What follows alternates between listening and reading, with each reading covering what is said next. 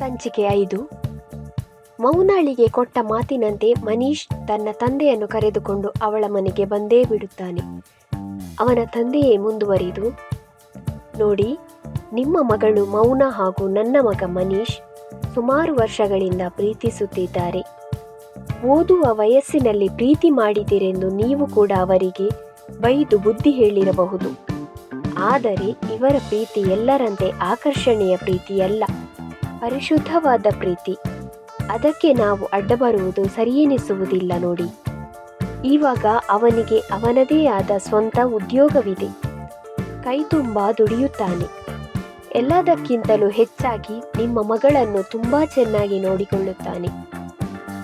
ಅಷ್ಟು ಭರವಸೆ ಅವನ ತಂದೆಯಾಗಿ ಕೊಡಬಲ್ಲೆ ನಾನು ಅಂತ ಹೇಳಿದಾಗ ಅವಳ ಅಪ್ಪ ಅಮ್ಮನು ಅವರ ಮಾತಿನ ಬಗ್ಗೆ ಆಲೋಚಿಸಿದ್ದರು.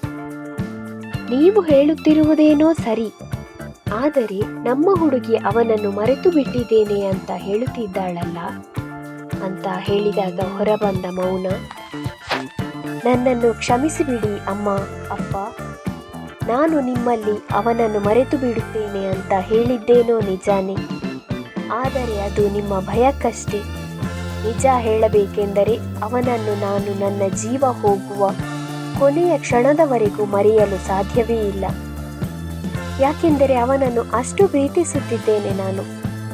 ನೀವೆಂದುಕೊಂಡಿದ್ದೀರಿ ನಾನು ಅವನನ್ನು ಮದುವೆಯಾದರೆ ಕಷ್ಟಕ್ಕೆ ಸಿಲುಕಿಕೊಳ್ಳುತ್ತೇನೆಂದು. ಆದರೆ ನನಗೆ ಹಾಗೆ ಅನಿಸುತ್ತಿಲ್ಲ. ನಾನು ಅವನ ಜೊತೆಗೆ ತುಂಬಾನೇ ಚೆನ್ನಾಗಿರುತ್ತೇನೆ. ದಯವಿಟ್ಟು ನಮ್ಮ ಪ್ರೀತಿಯನ್ನು ದೂರ ಮಾಡಲು ನೋಡಬೇಡಿ. ಸಾಧ್ಯವಾದರೆ ನಮ್ಮನ್ನು ಒಂದು ಮಾಡಿಬಿಡಿ.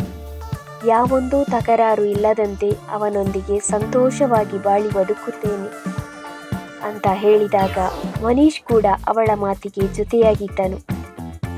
ಮೌನ ಹೇಳುತ್ತಿರುವುದು ನಿಜಾನೇ, ನಾನವಳನ್ನು ತುಂಬ ಚೆನ್ನಾಗಿ ನೋಡಿಕೊಳ್ಳುತ್ತೇನೆ.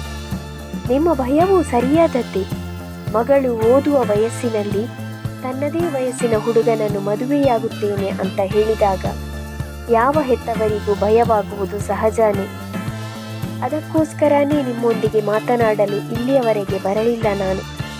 ನನಗೂ ಒಂದು ಹಠವಿತ್ತು, ಜೀವನದಲ್ಲಿ ಏನಾದರೂ ಸಾಧಿಸಿದ ನಂತರನೇ ನಿಮ್ಮಲ್ಲಿ ಬಂದು ಹೆಣ್ಣು ಕೇಳಬೇಕೆಂದು.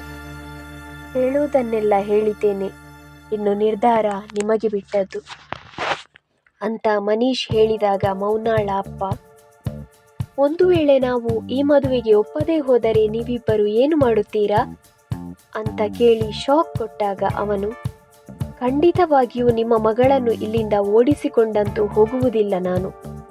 ನನಗೆ ಮೌನಾಳನ್ನು ಪಡೆದುಕೊಳ್ಳುವ ಅದೃಷ್ಟ ಈ ಜನ್ಮದಲ್ಲಿ ಇಲ್ಲವೆಂದುಕೊಂಡು ಜೀವನವಿಡೀ ಅವಳ ನೆನಪಿನಲ್ಲೇ ಕಳೆಯುತ್ತೇನೆ.